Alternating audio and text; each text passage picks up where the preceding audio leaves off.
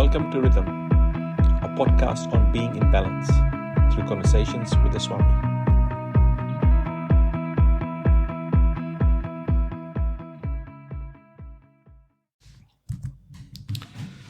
Namaste Rhythm listeners and Namaste Swamiji. How are you, Swamiji? I'm good, Sunil. Thank you. How are you? I'm great, thank you. I'm still at the Wellbeing Center in Glenmarie, and the center looks amazing, as I said earlier. It's nice, calm and peaceful. It's perfect for recording podcasts, Swamiji. Nice. So we'll continue from the last episode. In the last episode, we talked about Jnana Yoga, and Swamiji explained it quite well using a very nice parable about the lion who thought it was a sheep and forgot its true nature. Still, Swamiji, it seems, while I've understood it now, it just seems a very difficult practice. Is anyone and everyone competent to take this path up? In every particular field, there's a prerequisite.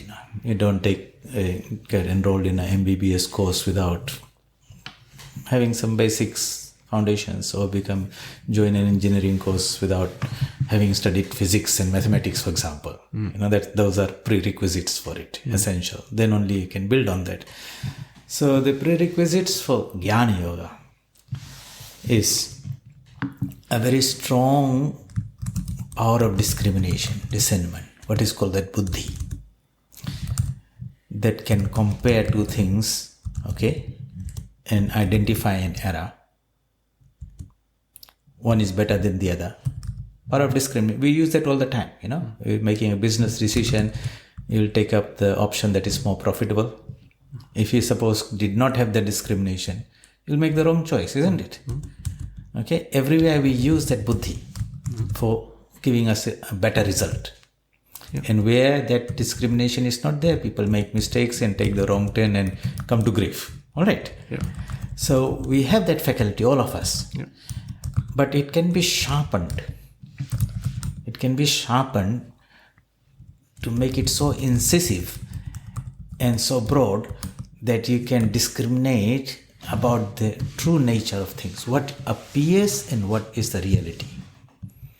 So what our senses show us is what is an appearance. What we grasp through the mind is an appearance. That's not the reality. How our mind is conditioned through the lens, that colored lens we see, and we color that thing. Different people are conditioned in different ways, and each one has got their own perception and perspective. We talked about that earlier. The reality and the perspective are two different things. Most people take their perspective to be the reality. And they think they've got it. This is my view, this is my perspective, and you'll argue and quarrel.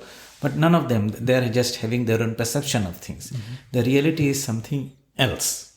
So if we remind ourselves, and this is where all that earlier discussion also can be very useful, that everything is only an appearance. The senses don't give us the full information. It gives us enough to do our practical things in this way. But it doesn't give us the ultimate truth. It hides it. The mind also, when information comes or knowledge comes into our mind and brain, and in our mind space we create a information or vritti or knowledge, that is a representation of something that's outside. You see a tree outside, light falls on that, comes through your eyes, goes into your brain, and inside your head you create an image, and you say, I'm seeing the tree. Well, if you have cataract, you will see something else. If you got a different colored glass, it will be something else. It's not the reality, but we are not discriminating. We think we've got it right 100%, and now we are going to argue and that's react to that in that way. Now if we come to this deep understanding that all these instruments are really a bit misleading, they're not perfect for the higher realization. So how do you sharpen that buddhi? Just like a knife you sharpen, with a dull knife you can't cut a tree down or X, you sharpen it and it makes life easier. So this buddhi is to be sharpened. That sharpening of the mind requires certain energies, And so let's look at the old traditional system. in a Hindu Brahmin family or somewhere, a child at the age of 7 or 8 is given these mantras. Right. Okay, to awaken that buddhi, the Gayatri mantra. Bhargo devasya dhimahi, dhi, buddhi, dhiyo yona prachodaya.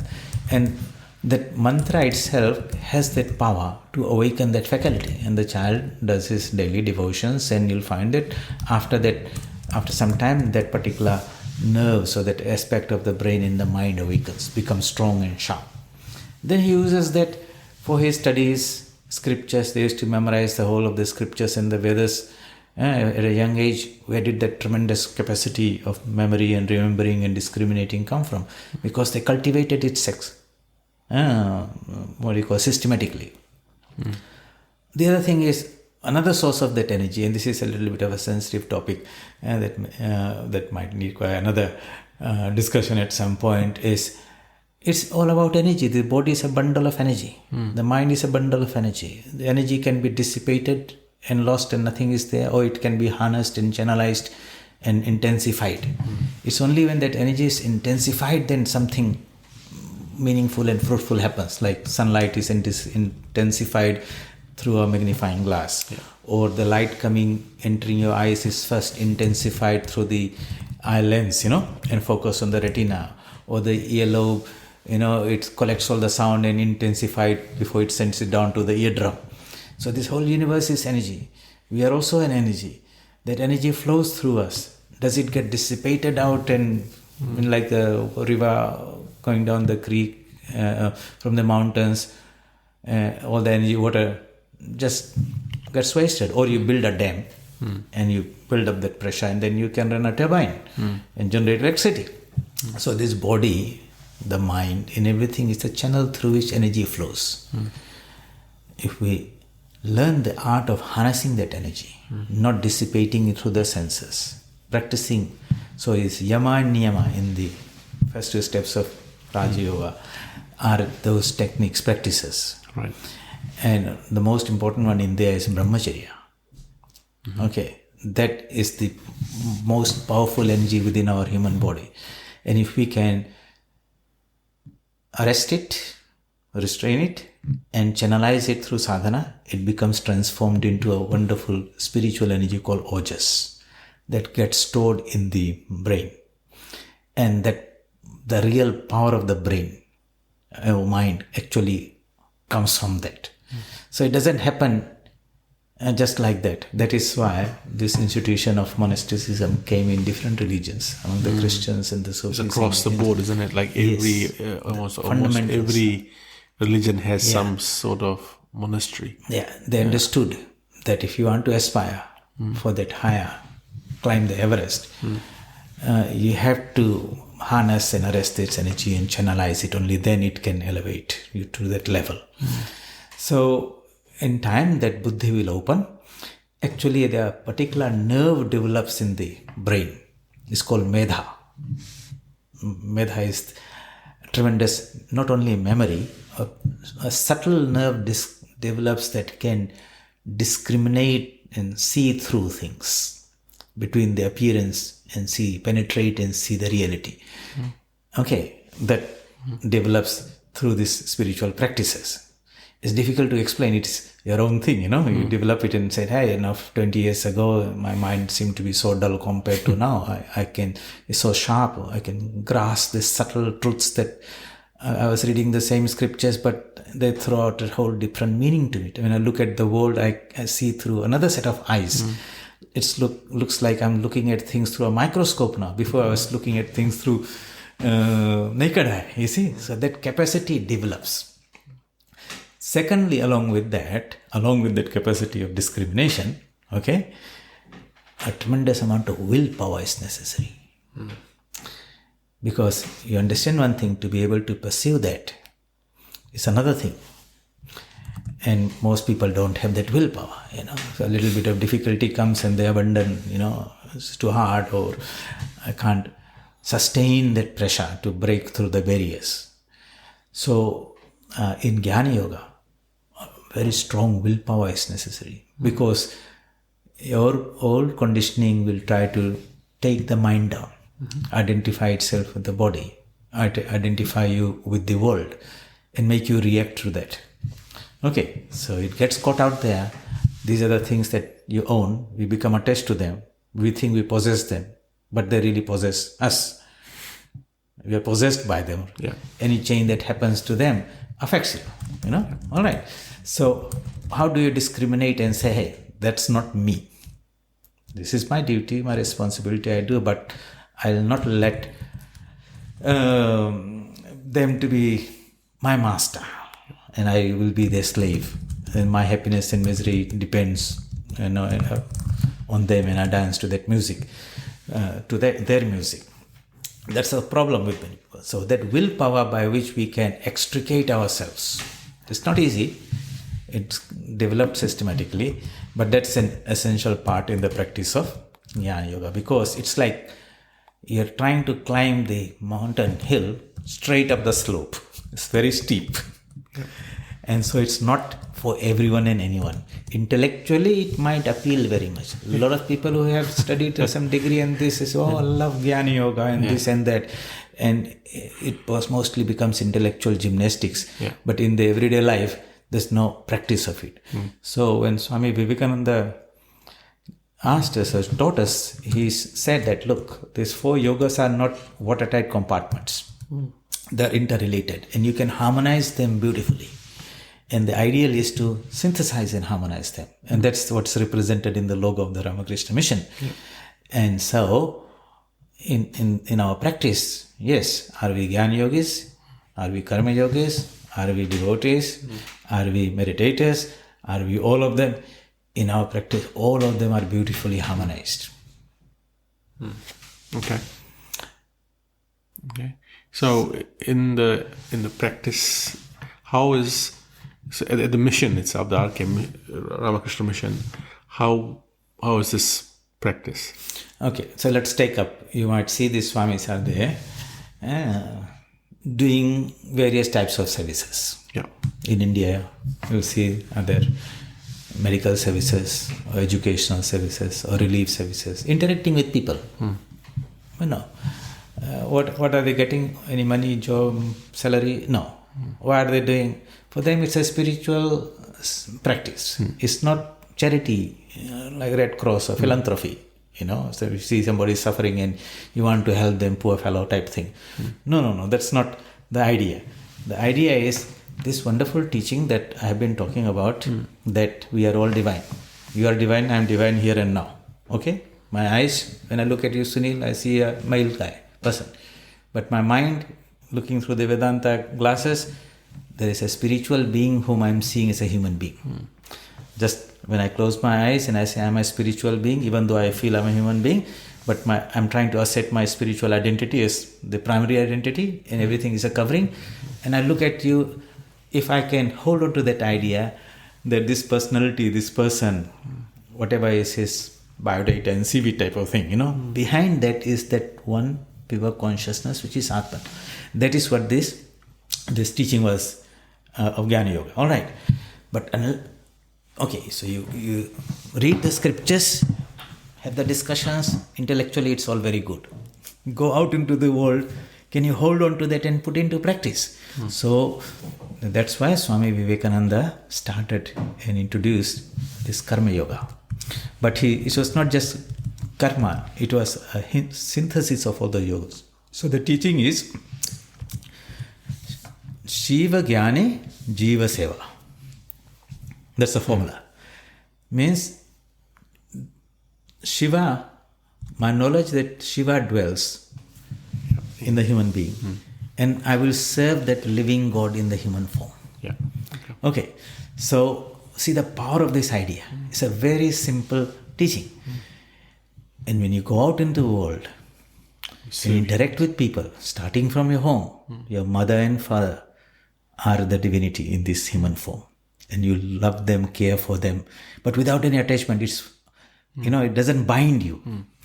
Your wife or husband, your children, you do all those, interact with them, do your duties. You're not a cold-hearted, indifferent person because you say, hey, the world is false and I'm going to... No, that is a misunderstanding of... Giving up the world. Yeah. No, that's not giving up the world. That is misunderstanding. Yes. No. You have to give up the ignorance about the world. Yes. You have to give your perception of the appearance, not the world literally, physically. You might need to detach yourself slightly to practice that, but you have to come back and re-engage with it. So when you go out to your various professions, if somebody is a teacher, for example, all the students, if the teacher says, after studying this Vedanta and Jnana Yoga and all that, inside all of them is that same infinite divine being. Their manifestation is less and it'll become more and more, but instead of me treating them in a very ignorant way through the appearance only, color, gender, age and all those type of things, I will convert this work into worship. Okay, it's not easy. When things are going on nice, then you're able to hold on to that idea, but you might be thinking of that person as God. The other person doesn't know he is God and it's not going to behave like that. And that's your test. When they react in an opposite way, they get angry, swear at you or whatever, criticize you, anything other than God they do. Can you still hold on to your idea? That's where that willpower comes. Okay, if your willpower is weak, you get swept off your feet, you forget and you react. But if you can hold in the midst of all that, okay, you'll see that you'll be able to maintain that balance, that rhythm, that poise. So this gives you a grounding. Yes, in the whole day, you might remember this idea 10 times in the midst of your work.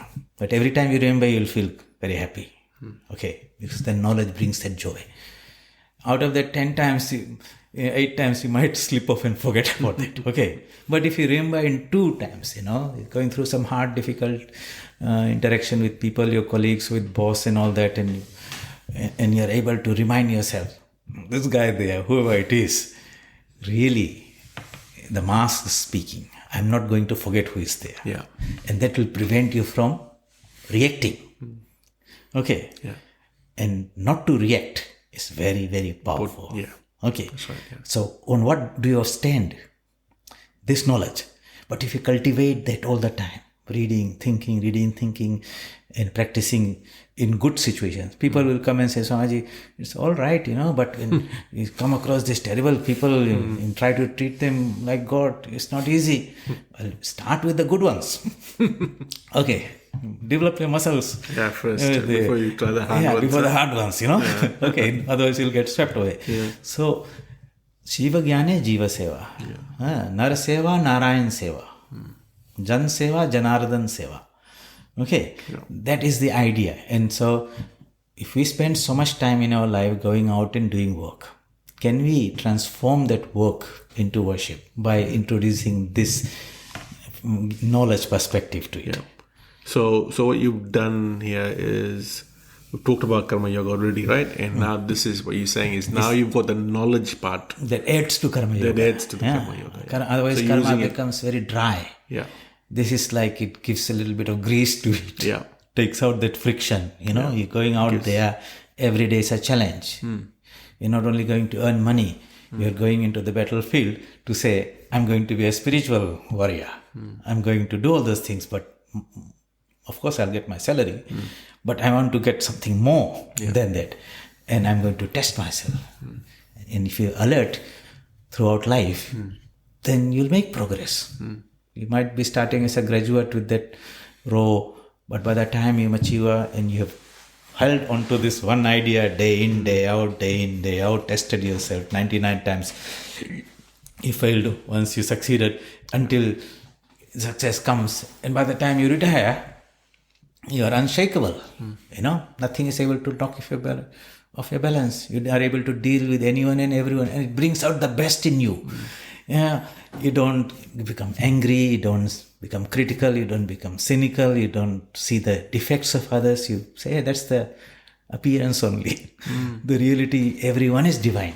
And if you keep on doing that, every time you do, this will leave a spiritual impression in your mind. We talked about Karma Yoga, how every thought, word, deed leaves an impression. So when you do that again and again and again, the sum total of these spiritual impressions will begin to pile up, build up. These are all the good impressions. These are the good. higher energy. Positive. Yeah. Okay, and that's why Swami Vivekananda says, to be good, to do good, that's the whole of religion.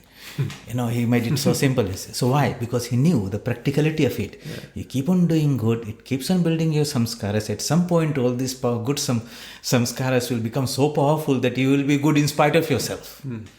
All right, it becomes your natural thing, kindness, happiness. So you'll find people who are just naturally helpful and kind. And why? Because they've done it so many times, it has become this habit and second nature. Yeah. So in the beginning, we do this. And this will override any of the other opposite type things, Right. And at some point, this will become more powerful and dominating. And then you'll find it becomes easier. In the beginning, it's a little hard struggle because we had very small 5% of good samskaras, 95 were pointing the other way. So, but work has become worship. You see, so karma with jnana. Yeah. What's the difference? An ordinary man goes out in the world and he thinks this world is real. And he's looking for some material end and results and things. He doesn't have a spiritual understanding of the people and the world that he's dealing with. The Aboriginal culture, the Maori culture, the Vedic culture, they all say this universe is consciousness that appears as these things, that consciousness is primary. And they interact with the world through the land, the rivers, the mountains, the ancestors. You're worshipping Kailash Shiva.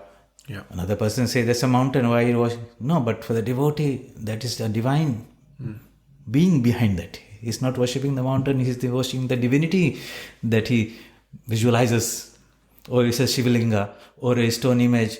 So, if one can worship God in this Shivalinga, in a parvat, in a picture, photograph, or a marble statue, why can't he worship the more living God in front of him as a human being?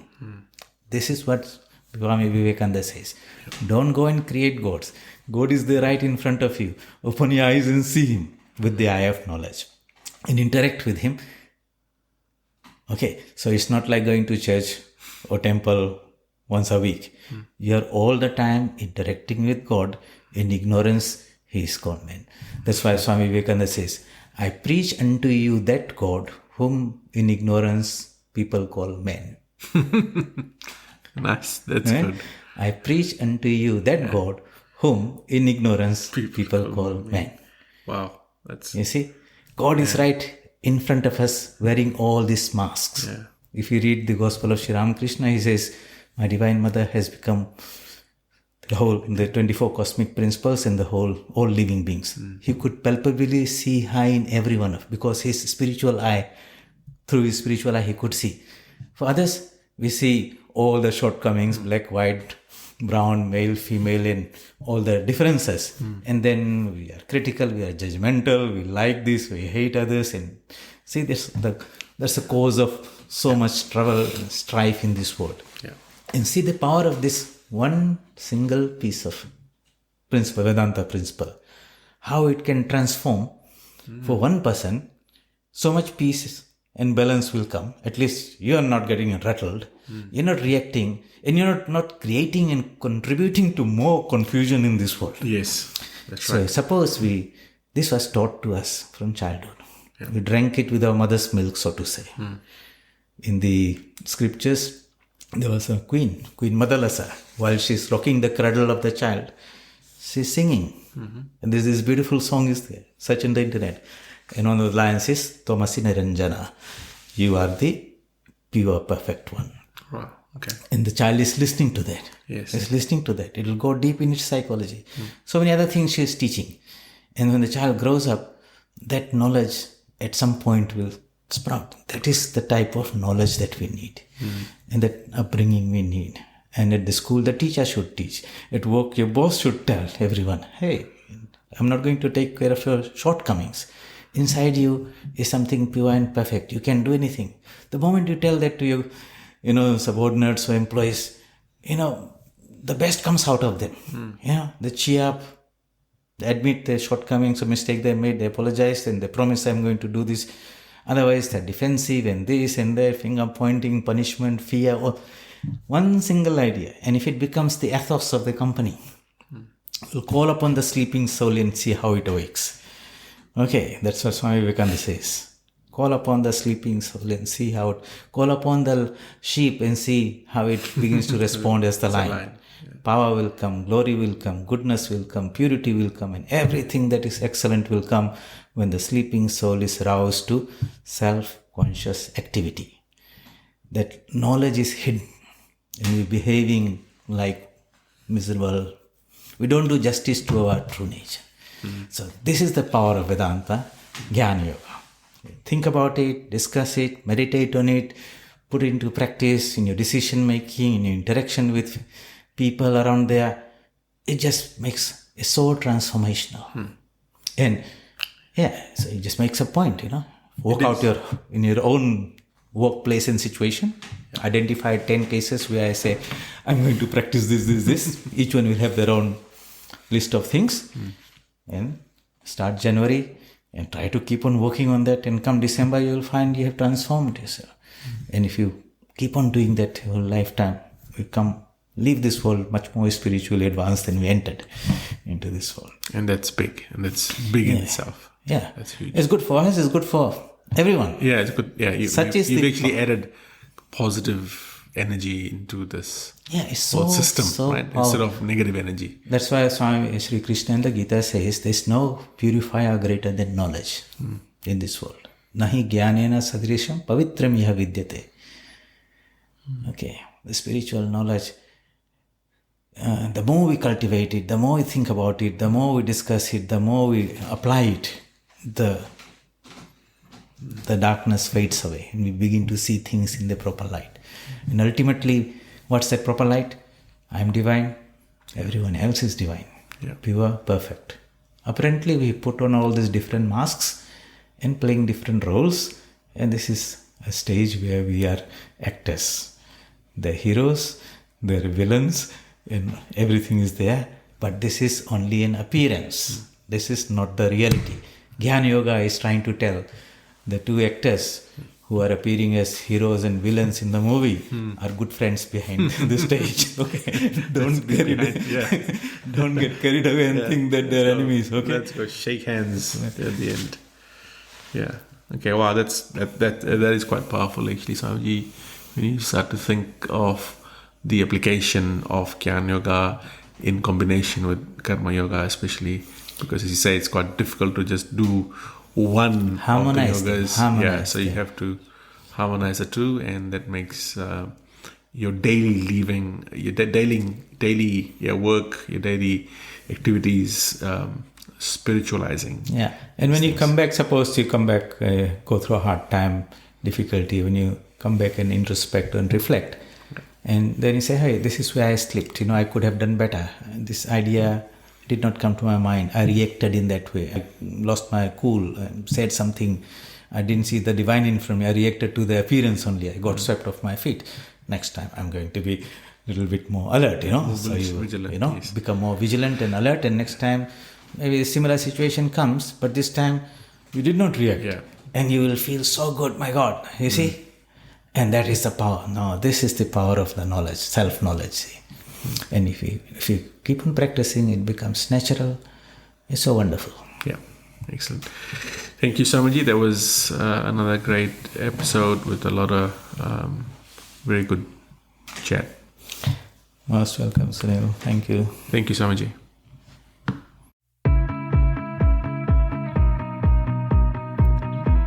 Thank you for listening. Being in balance, rhythm. For more information, please visit www.vedanta.nz.